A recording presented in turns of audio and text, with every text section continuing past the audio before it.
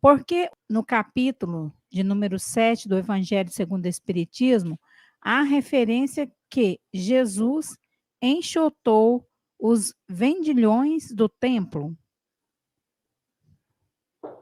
Com você, João. Sim, esta passagem ela aparece de fato nos evangelhos. Ela não é somente do Evangelho segundo o Espiritismo, ela aparece no texto. Nós encontramos em Mateus, encontramos em Marcos, encontramos em Lucas e encontramos em João. Em João, inclusive, com um detalhe a mais, que ele estaria com um chicote na mão nesse momento da expulsão dos vendilhões do templo. A passagem que está narrada nos evangelhos diz que Jesus, chegando no templo, vendo os cambistas e os homens vendendo animais e trocando as moedas para a festa da Páscoa, teria dito: não façais da casa de meu pai covil de salteadores. E a partir desta fala, que no evangelho de João diz que ele estaria com um açoite na mão, apenas João fala isso, os demais não narram, mas o que se diz é que as mesas dos cambistas teriam sido viradas, os animais teriam sido soltos e por isso deu-se uma grande balbúrdia no pátio do templo naquele dia. Os sacerdotes de longe, observando aquela cena profundamente desagradável, porque aquilo quebrava a ordem, e de certa maneira os senhores do templo tinham interesse nas vendas, porque acabavam tendo algum tipo de lucro com o material que era vendido por ali, ficaram muito desapontados pela perda e pela balbúrdia, pela demonstração de desobediência que acontecia na Páscoa, justificando a preocupação de eliminar aquele elemento que seria o causador da confusão. Mas a pergunta sua não é essa. A sua pergunta é Jesus estando expulsando o vendilhões do templo. Será que isso é isso mesmo? Essa passagem, ela não casa com a personalidade de Jesus. Ela não é harmônica com as demais demonstrações do Cristo nas várias circunstâncias em que ele esteve. Observemos na hora que ele é preso, se ele demonstra alguma agressividade na hora da prisão. Muito pelo contrário.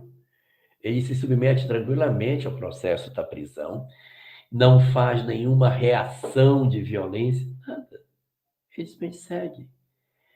Essa mesma postura de Jesus, quando ele se apresenta desse jeito, vamos encontrar no Evangelho de João, no capítulo 7, quando ele vai para a festa do tabernáculo em Jerusalém, e umas pessoas querem matá-lo por conta dele estar ali fazendo pregações, ele também não estabelece nenhum ato de violência.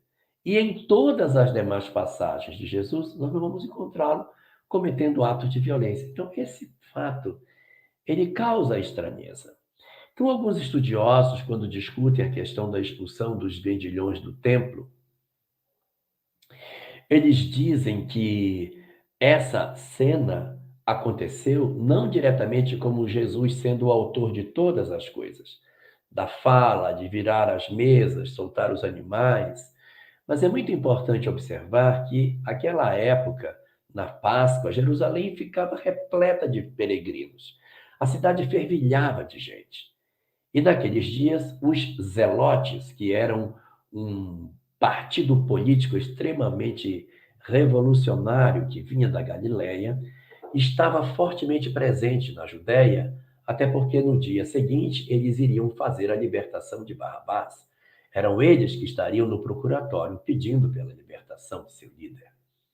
Então, quando Jesus pronuncia a frase "não façais da casa de meu pai covios de salteadores", não é difícil imaginar que a turba, como acontece tanto nos dias de hoje, insuflada pelas palavras do Cristo, tenha se tomado de autoridade para quebrar as mesas, virar tudo. E a partir do momento em que o primeiro virou, aquilo deve ter virado uma loucura. Chutaram tudo, quebraram, chutaram as moedas, soltaram os animais. Foi tudo pelos ares. E aí os sacerdotes, olhando de longe, atribuíram isso a quem? A Jesus. Ele era o, entre aspas, causador do tumulto. Então, o que os estudiosos apontam nessa passagem é que a frase é dele, mas a turba que o seguia é que tomou a iniciativa de fazer a balbúrdia que se viu, considerando que não dá para a gente imaginar o Cristo planetário perdendo a paciência com pessoas vendendo moedas na porta do templo, quando ele assistiu tantos desatinos cometidos em nome do cristianismo, como as cruzadas, a Inquisição e tantas outras violências, e procurou formas super doces para garantir a reeducação dos homens numa paciência ilimitada na tentativa de os levar na direção da luz.